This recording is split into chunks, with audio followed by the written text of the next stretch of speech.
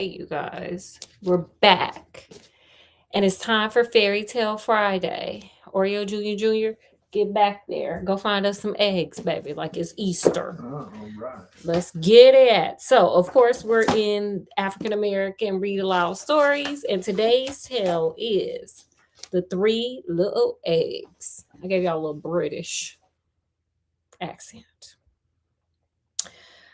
By the side of the great fig tree, there was a poor little hut surrounded by a woven fence.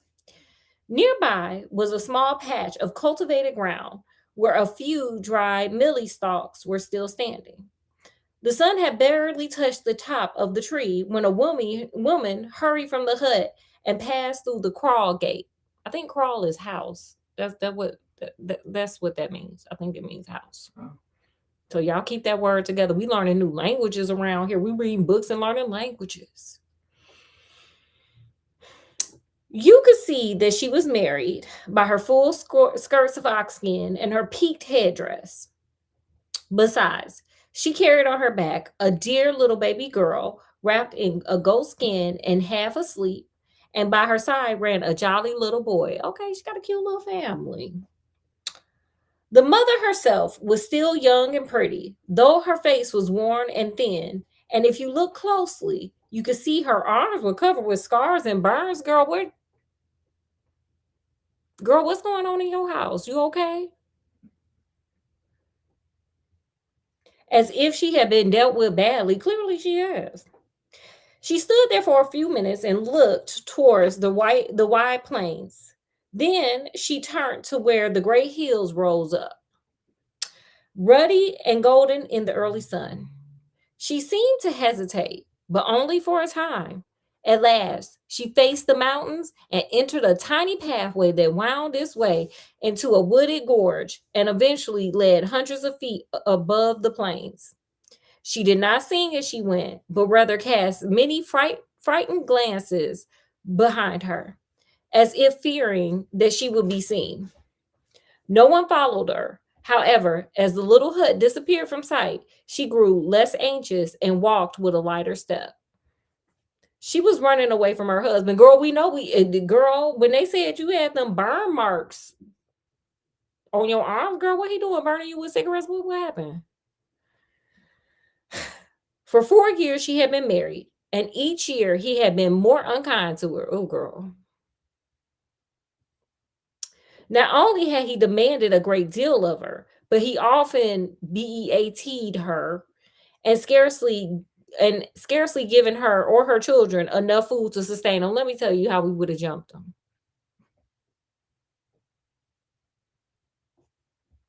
She, being good and obedient, had tried hard to please him. You can't please them kind, honey.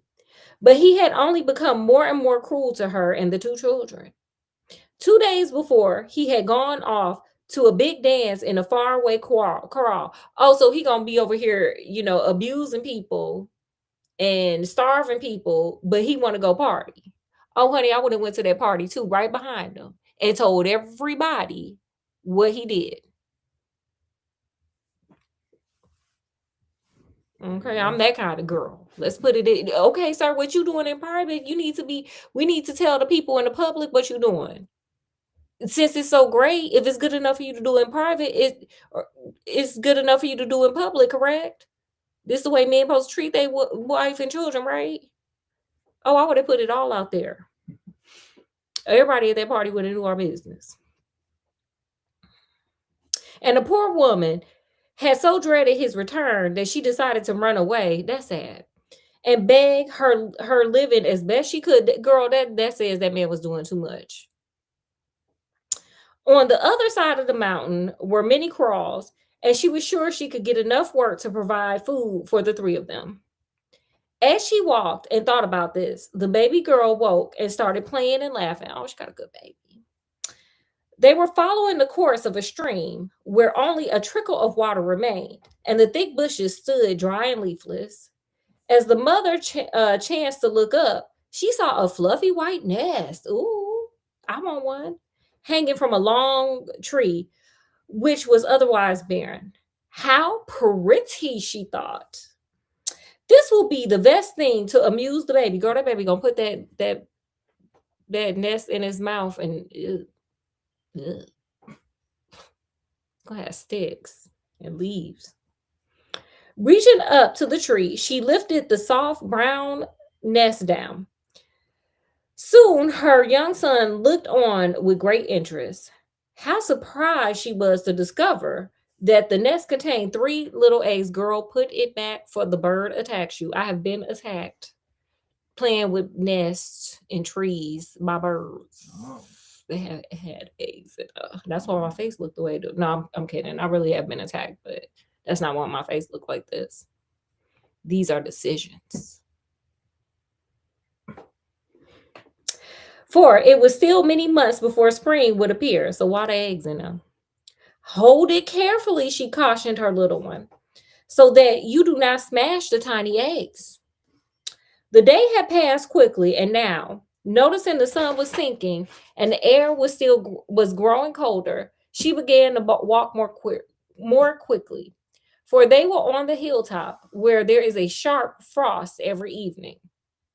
Finally, not seeing a hut in sight and having no cover except for one poor goat skin, the mother became distressed.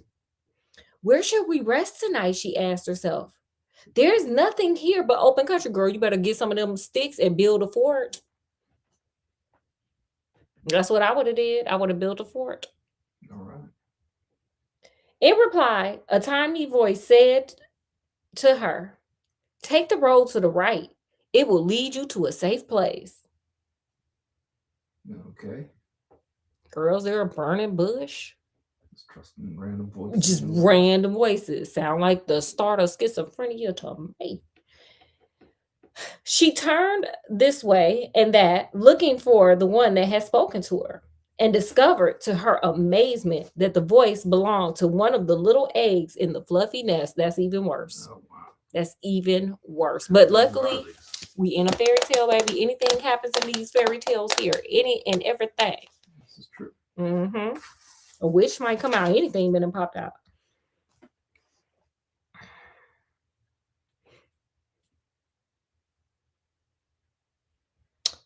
Heeding this advice, she looked to the right and saw a tiny pathway, which, to tell the truth, she had not noticed before. And so she took it at once, just as the sun was disappearing and the white frost had begun to show. In a matter of minutes, she had reached a beautiful hut under the side of a great rock, period. Okay, they good to go, baby. They got them a little shelters. The hut appeared to be abandoned, but it was warm and comfortable within. Oh, sorry, my eyelash is acting up. Okay, I think we got it together, y'all. On the walls hung ox skin and goat skin. And girl, they got a lot of ox and goat skins around here. And on the floor there were vases overflowing with delicious thick milk. Oh. Where that milk come from and how long it's been sitting out? I wouldn't want no milk that's been sitting out for no long time. No. And it's thick. Mm. Ooh, my stomach bubbling. It's probably not pasteurized. Girl. Don't drink it, sis. Don't drink it. And don't give it to them kids. Let the egg tell you what to do. I wouldn't. The egg got you there, honey. There was food already prepared in little red pots, crushed millies and monkey nuts. Okay, girl. Okay. This sounds like Fear Factor. Yeah. Okay, girl, we got all kinds of delicacies, thick milk and monkey nuts and millies. Sound like mealworms. Okay, girl, you on Fear Factor. Y'all about to win a prize.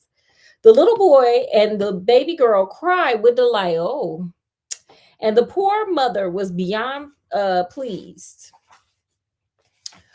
For the little nest was carefully laid aside, and then both mother and children partook of the scrumptious meal. For needless to say, they were quite hungry. Yeah, y'all been walking for hours. There ain't no telling when the last time y'all ate. That man ain't feeding you. Crazy. The little boy fell asleep soon after, wrapped in warm skins.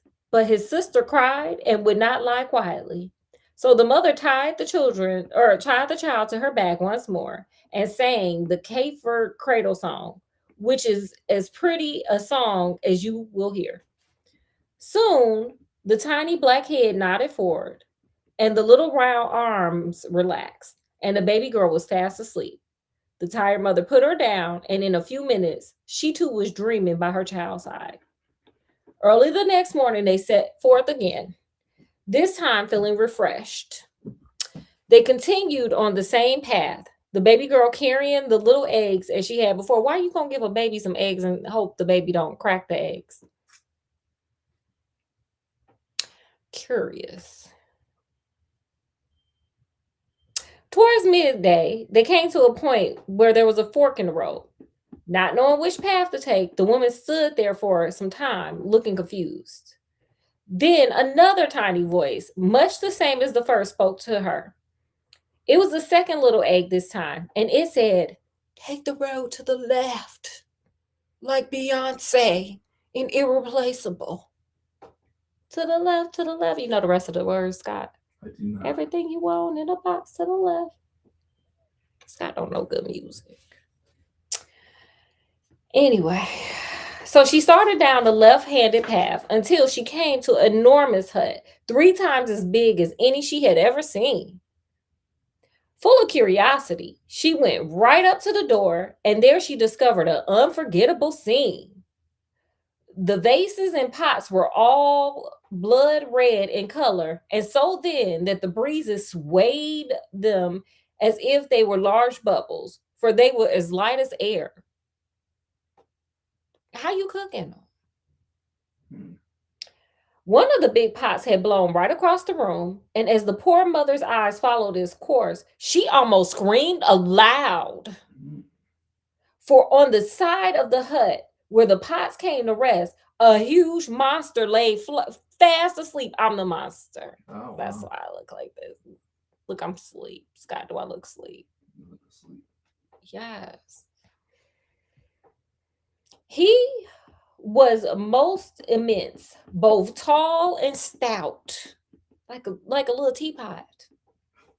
And his body was covered with brick red hair. 2 horns grew out of his head. Look at him. Look at him wiggling. Yes. And his long tail lay curled across his knees. Without any doubt, he was they're using words that I don't know. A Izuma, an ogre, if you will. Fear raced through the mother's body, knowing that the ogre would unalive them if he should awake and see them. Girl, give them some of that thick milk that y'all drank last night. It'll put them under. Probably put them in a coma. What shall I do? She cried to herself as she rushed away from the door. I am afraid that we will all be unalived. It was then that the third little egg spoke up, saying, "Do you see the great stone? Lift it and carry it with you to the top of the hut." Now, let me tell you something. Them eggs would have got cracked. Because they didn't brought you here with this ogre, ma'am. They did good the night before, but tonight, not so good.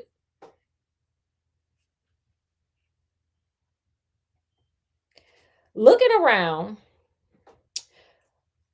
the woman tried to determine which stone the little egg wanted her to take, for there were many in sight.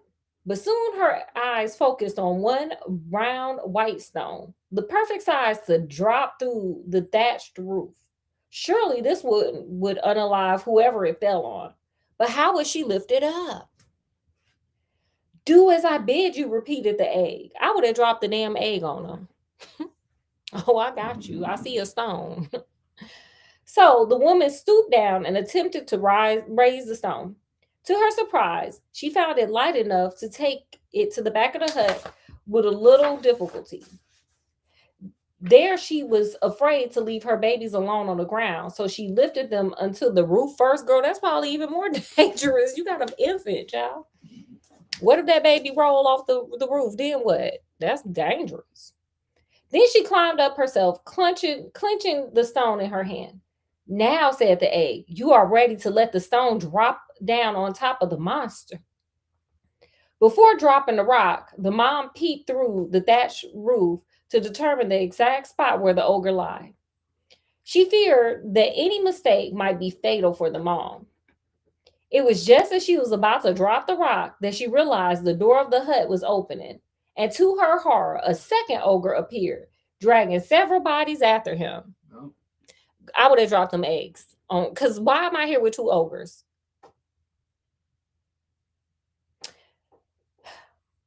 Now we shall certainly be found out, said the mother. All is over. But she managed to keep her children quiet while the second ogre prepared his evening meal. Girl, he eating bodies. I guess so. It's looking like Jeepers Creepers. He was so engrossed in what he was doing that he only stopped once to sniff the air. Because I'm the ogre. There is something tasty hidden in this hut, and I don't know where it is, he said to himself.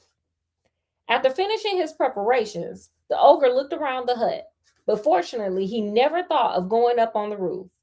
We never do. Us crazy creatures never think of that. Mm-hmm. He ate his dinner with pleasure and soon fell asleep next to the first monster, while the mother watched in terror from the roof. Now, there are two monsters, she gasped. I cannot kill both of them with this one stone. Girl, you better sling it around. Now, what am I to do? You better come down as quietly as you can, whisper all the little eggs at once, and with your babies run as fast as you possibly can. Should just done that in the first place. Drop the eggs in the garbage, because now they starting, like, they are of no benefit, honey. They starting to get you in trouble now. They had hardly finished speaking before she began to slip down quietly, the little boy helping her with his baby sister. Although they were trembling in every limb, they managed to be on their way in the next few minutes. Luckily, the ogres did not awaken, and it was not too long before the big hut was out of sight. Yeah, girl, you better get on out of there, girl. The poor mother felt that she could take a deep breath once again. She walked along wishing that she would find a kraal and people that she could talk to. She was thinking of this as she wound in and out of the bushes, which grew thicker and more thorny. Then great trees began to appear, and as the path gave a sudden turn, she almost collided with a huge evergreen tree, which seemed to spring up before them. To add to her astonishment, a horrible ogress lay sleeping under the tree. I am that ogress. I'm sleepy. Do I look sleepy? You look sleepy. Oh my God. These ogres do a lot of sleeping. They drank a lot of thick milk and ate some monkey nuts. Mm-hmm. Period. Hard to believe as it was, she was even uglier than the monsters, for she had a hideous snout, just like a wolf's, and between her eyes was one little horn. Oh, girl, you are the form, girl. Go get you some surgery too. Go and get that thing removed, girl. They remove moles. They remove all kinds of stuff. Extra fingers. They'll remove that for you. Her snoring was so violent that the very branches of the tree shook unceasingly. Now, the mother was sure that her last hour had truly come, for there seemed to be no means of escape. It was impossible to return to the hut of the monsters, and she could not go forward, for the bushes were too thick to pass through. But the little eggs brought comfort to her once again. Was the last thing they did comforting? Yeah, I'm not quite sure about that. Yeah, I don't know about this. Look on your right. A big axe lies there. She looked, and just as the voice said, there lay a great axe gleaming in the sunlight. It was so large that it must have belonged to the ogress, period. But somehow the woman managed to lift it. That was good, the little eggs encouraged her. Now put your little ones into the lower branches of the tree, and then when they are safe, climb up yourself, creep along the great arm of the tree over the monster's head, and make sure that you hold the axe tightly. Okay, that's a lot of directions. Once again, the mother did as she was told. She lifted her little son into the branches and found out that he was able to hold his baby sister among the leaves. Then, mounting the tree herself, the woman crept forward with the axe in her hand. As she reached the spot directly above the monster's head, she became so frightened that she almost toppled from the tree. Girl, that ain't gonna help nobody. Calm yourself. Again, the little egg spoke. Aim the axe at the monster's head and drop it. She did as she was told, and the axe hit the ogress just above the horn. Girl, you could have almost gave her some help and some surgery if you had like just slice that thing off. But to her dismay, the blow did not unalive the beast. It merely stunned her. Slide down the tree, urged the third little egg, and unalive the monster before she revives. This is a lot. Yeah. This is a lot. Hansel and Gretel did not go through all this. Yeah, I thought that was bad. No, okay. Jack and the Beanstalk did not go through all this. Okay. In a moment, the mother had slid from the tree and was running forward with desperate courage to unalive the beast before she herself was the victim. Oh my God. Finally, she was met with success. Girl, you should have did that to the husband, honey. I'm just kidding. Or am I? I am a monster. Mm. She finished the beast with one mighty blow. As soon as it was over, she stepped back to give thanks for her victory and to rest up from her ordeal. Girl, go get some therapy. Get your kids some therapy. Get everybody some therapy.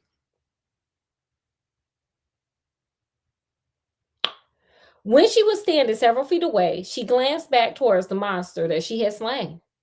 And she could hardly believe what she saw with her eyes. For out of the ogress came an endless procession of men, women, and children. Okay, the ogress was munching and crunching, honey. Okay. As well as cattle and goats. Okay, girl, she was eating everything, everybody, honey. She said, I'm hungry. Okay, she ain't want no thick milk. She wanted humans and goats and cows. There was actually hundreds of creatures, for the ogress had eaten every form of animal life and whole families of men in her wicked lifetime. When all had been released, there were enough people and animals to start a great corral. Okay, girl, y'all gonna have a big old house party. Each one of them approached the young mother to thank her for making their freedom possible. And when all was assembled, their leaders came forward, asking her to honor them by consenting to be their queen. Oh, girl, it didn't just swang another way. Now we're a queen.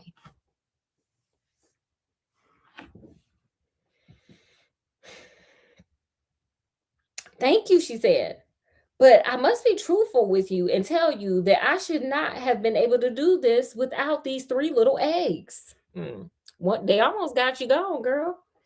As she told them this, she turned to show them the little white nest. She had barely touched it with her fingers when it all disappeared. Here go another plot twist. Uh-oh. And in place where it had rested, the earth began to tremble. Scott, I'm trembling. I'm just gonna move the computer because I'm tired of moving. Yes. Oh. Wow. It knocked off something. It's fine. It's fine. It's fine. Don't worry, y'all. It's fine. The strange quakes kept up until three handsome princes rose up where the nest had been. Oh, girl, we got some handsome princes. The eldest of the three knelt before the woman and taking her hand said, "You dear woman, you have freed us from the spell of a wicked enchantress by being so full of courage. I beg of you to agree to become my wife." Oh, girl, how you get two proposals in like 5 minutes? Oh, girl, this is a tale. Girl, all the princes, you was queen, a princess, you everything. I beg of you to agree to become my wife in order to complete my happiness. You and your children, come on. There is nothing to stop you, for I have heard that your cruel husband is unalived. Okay, somebody did get at him with an axe. Please, how you know? How you know who her ex-husband is, and how you know he ain't here no more? You just telling her that, so she'll marry you. How you know? How do you know to go to the right? He listened to Beyonce. I thought that was the one that went to the left. It did. He was listening to Cha Cha Slide. Anyway, please do as I asked you, and we will rule together over this great crawl. What about the other king? Remember the other leader that said he would, like, this gonna turn into a war. The young mother was delighted to accept the offer of so great and noble a prince. How you know that he great and noble? He was just an egg. Well. And she did so happily. Now, both she and her children could have a happiness that they had never known before. And of course, all of the people rejoiced too, for they were to have both a king and queen. And they all lived happily ever after. Period. Okay. Uh-huh. Yeah. Okay. The end, y'all. Okay. Y'all know how these things end. Put in the comment section, what did you learn? What did you learn? And please don't say nothing crazy, because this story was crazy, but just uncrazy it. Okay. It was crazy. It was different. It was unique. Okay, Scott, what did you learn from this story? I don't know if I learned anything good. Okay, tell us bad. What did you learn bad from this story? Well, guess I'm just gonna go with